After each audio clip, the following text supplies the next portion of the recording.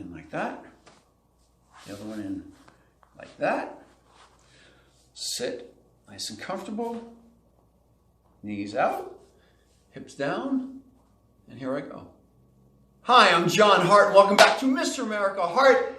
What am I doing here? What the heck am I doing sitting on the floor, first of all, with my legs crossed like this in the middle of my home gym? And what does Jillian Michaels have to do with this? Oh man, sounds weird today, doesn't it?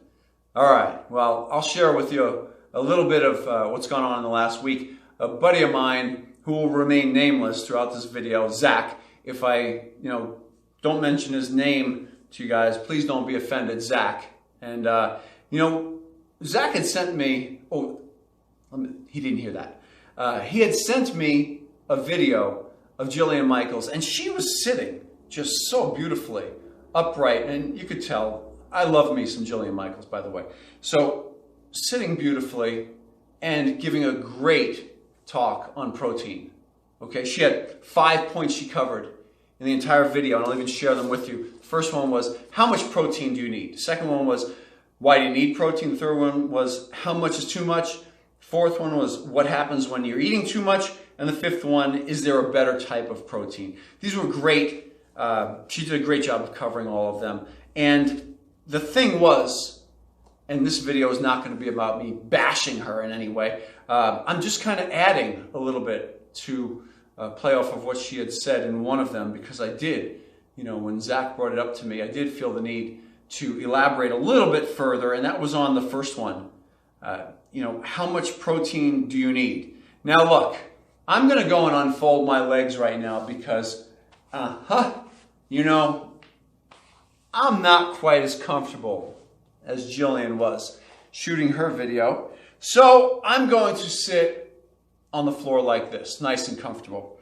And I hope you don't mind. So that first one, she cited a study, an Institute of Medicine, when she talked about the need for protein, okay? And how much do we need? Keyword there. And the answer was 0.8 grams per kilogram of body weight. Now, first of all, we have to address that we are only talking about, I'm going to emphasize about 10 times more than she did, it's what you absorb, okay? You need 0.8 grams per kilogram of your body weight absorbed. That's a minimum number for great health and to do your minimum daily activities. That's it. That's the basic right there, okay? Absorbed, which means you can't treat this as the low number in your diet. You must go a little bit higher than that. Now, why is that? Well, it's a fact. Our bodies eliminate, because most people are not efficient at breaking down every gram and absorbing every gram that they take in their mouths. Part of it goes down the toilet, undigested. They're just not that efficient. So we have to go a little bit higher than the 0.8 number per kilogram of body weight.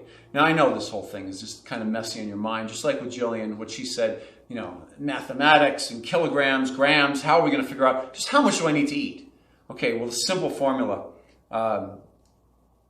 you have to do a simple calculation. I'll get to that in one moment. But the key thing, other than absorption, number one that I had to address was absorption. I'll put it up here on the screen.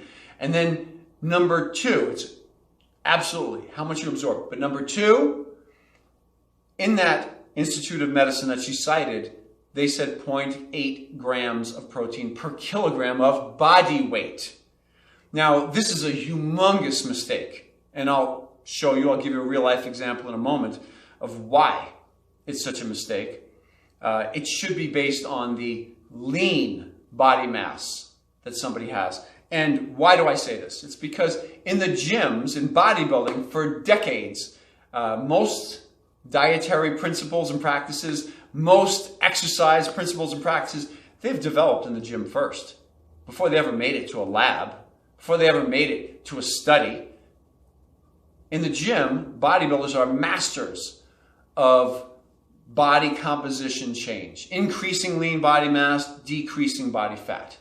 Okay? Now, I've been doing this for a long time. I'm going on 40 years next year. And I've been in natural bodybuilding most of my whole life. and competing and all of that. You guys know my history, the ones who subscribe to my channel. The ones that don't, you can look me up.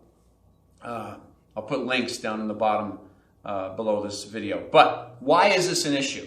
I'll give you a real life example. So I'm going to be looking at this because I had to write this down to give you guys some good numbers.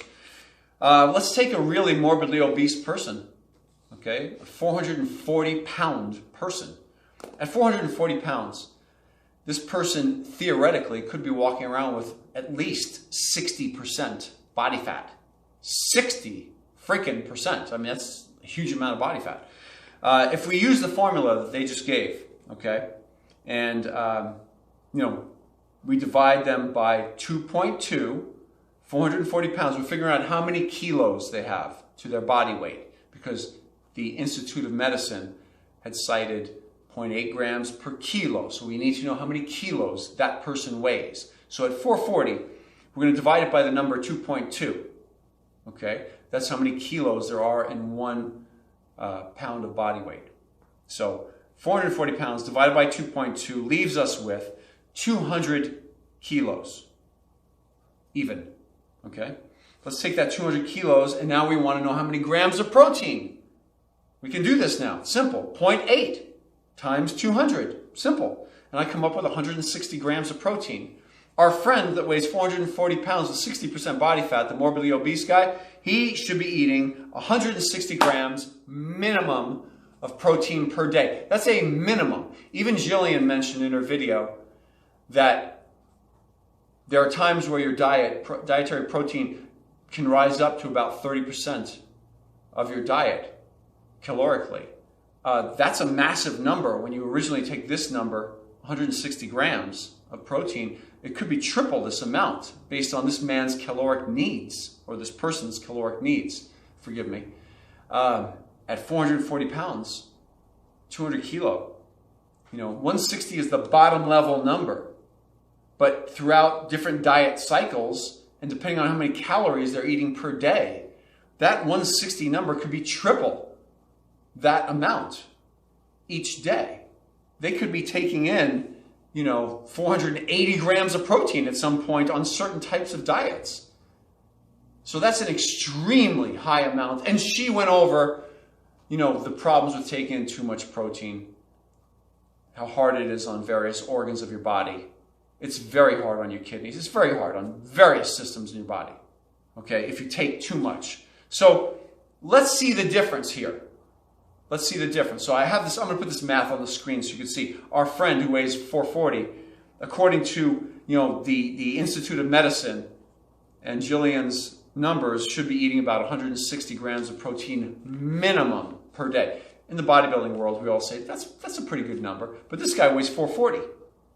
Now, in the bodybuilding world, we've kind of come to the conclusion that when we base it on lean mass, we get better results.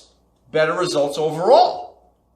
Now look at the difference. If I take lean mass, and we said this man has 60% body fat. At 60% body fat and 440 pounds, that person right there has 40% of their body weight is lean, and that would be 176 pounds.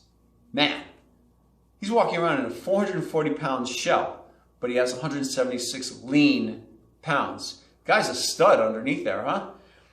Or forgive me again, the person. So we can divide that number, 176, by 2.2 to figure out how many kilos this person weighs of lean mass. And that 176 divided by 2.2 comes out to 80 kilo. So 80 kilo. Now we can go back to our original Institute of Medicine formula right there. 80 kilo at 0.8 grams per kilo to get how many grams of protein this person should be eating at a minimum per day is 80 times 0.8, and I come up with 64 grams of protein at the low end. Again, this is the low end. Various diets could have you taking in, that person taking in, 3 times that amount of protein just to get up to a 30% calorically on their diet. And they potentially may need 3 times 64. Man, we're talking about 192 grams of protein. At the high end, 192 grams of protein. Now this is where we look at efficiency. 192 grams of absorbed protein. At the high end, this person's organs are not being overloaded if they're eating between 64 and 192 grams of protein per day, depending on where their diet cycle is. If some of you are not familiar with, cycling your calories and all of that, I've written about it in a few books. You can check it out to my website. I'll put the link down below. I have 3 books: Mr. America Shape Up Series, Physique 101, and then Year 1 in the beginning for you beginners. So you can check those out. But cycling your diet and changing the amount that you eat at various times brings even better results. But I don't want to digress or go into some other areas. Let's just keep it at this. If we base that Institute of Medicine formula on body weight, our 440-pound friend could literally be juggling a diet at any point in time that goes at a very low end of 160 grams of protein up to a very high end of 480 grams of protein. Man, that's going to be hard on that person's system. I don't care who they are. 480 grams of protein is just insane. Okay? So, if we go by their lean mass, I'll put this on the screen, maybe on this side I'll put it. If we go by their lean mass, we're talking about anywhere from 64 grams of protein at the low end, all the way up to only 192. This is way more reasonable and healthy and easier on the organs.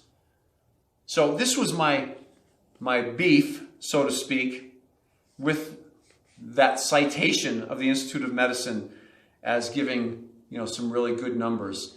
It's a small thing to really pull out, but it makes a big difference in the amount of protein that any individual would be eating.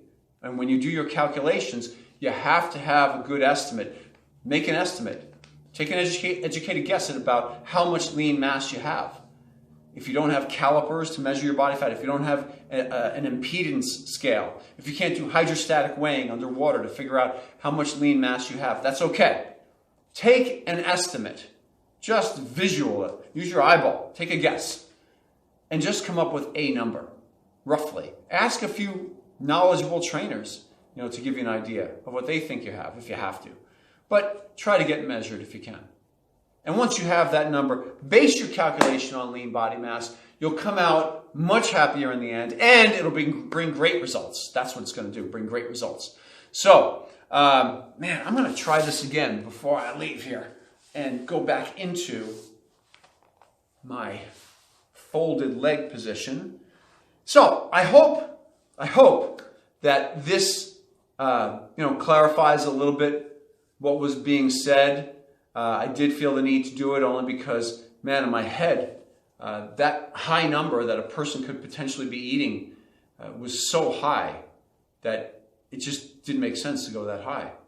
So basing it on lean body mass, our 440-pound person, who really has a beautiful 176-pound physique underneath there, can get to their goals a lot quicker without any potential health problems along the way and experience a lot of the problems that Jillian herself mentioned. So, that's it for today. If you are liking the videos that I'm shooting, please, off to my left right now, you're going to see a disc fly up around my head. That is the subscribe button for my channel. Please give that a tap. And then down below, over there, you're going to see that thumbs up. Would you mind? Give it a thumbs up. The YouTube algorithm loves it and helps out the channel. Thank you so much from Mr. America Hart, from my heart to you, John Hart. Look forward to seeing you next time.